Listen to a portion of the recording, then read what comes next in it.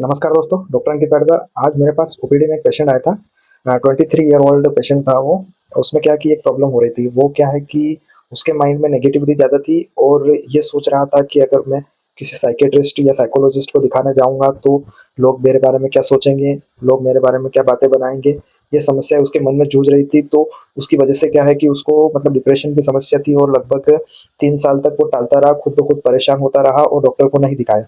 तो इसी केस के बारे में आज बात करते हैं कि लोग इतना डरते क्यों हैं समाज से, या फिर जो लोग बातें बनाते हैं लोगों की सोच के बारे में कि लोग उसके बारे में क्या सोचेंगे, मेरे बारे में क्या सोचेंगे।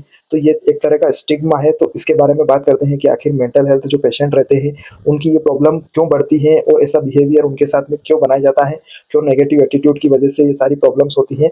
आइए जानते हैं।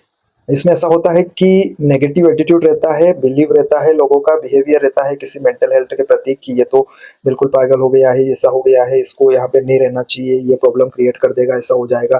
बाकी ऐसी कंडीशन नहीं बनती है। मेंटल हेल्थ पेशेंट है तो उसकी कुछ कंडीशंस रही होगी, कुछ ट्रॉमास रहे होंगे, कुछ इंसिडेंट रहे होंगे जिसकी वजह से उनको ये प्रॉब्लम फेस करना पड़ रही है। तो इसके बारे में समझना जरूरी है।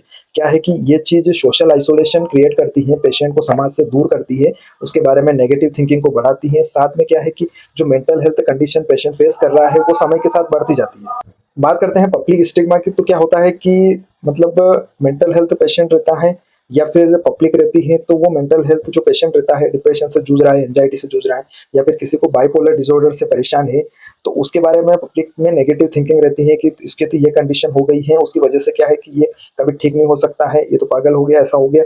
ये कंडीशन ज़्यादा बनती है। तो जनरल पब्लिक के माइंड में ये चीज़ें बनती रहती है और ये क्या है कि मिथ चला हुआ है समय से पहले।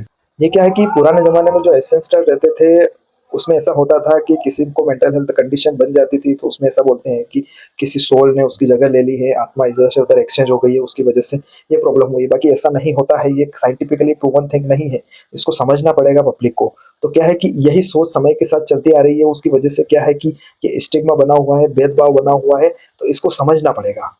एक कंडीशन बनती है सेल्फ स्टिग्मा की। तो इसमें ऐसा माना जाता है कि जो पेशेंट रहता है उसके माइंड में डर बना हुआ रहता है, नेगेटिव एटीट्यूड रहता है, उसकी सोच ही ऐसी हो जाती है कि वो किसी से बता नहीं पाता है उसकी प्रॉब्लम को, किसी के साथ शेयर नहीं कर सकता, क्योंकि क्या है कि उसके माइंड में भी डर है और सोसाइटी का भी यही डर है कि मैं किसी को बताऊंगा लोग मेरे बारे में क्या बात करेंगे, क्या सोचेंगे। तो ये थिंकिंग बहुत मतलब एक तरह से क्या है कि बहुत प्रॉब्लमेटिक सिचुएशन बन जाती है। समय के साथ में क्या है कि पेशेंट खुद को एक्सप्लोर नहीं कर पाता है, किसी को शेयर नहीं कर पाता है और यही डाउट बनते रहते हैं उसके माइंड में। उसकी वजह से क्या है कि बहुत सारे पेशेंट सुसाइड तक कर लेते हैं इस कंडीशन में।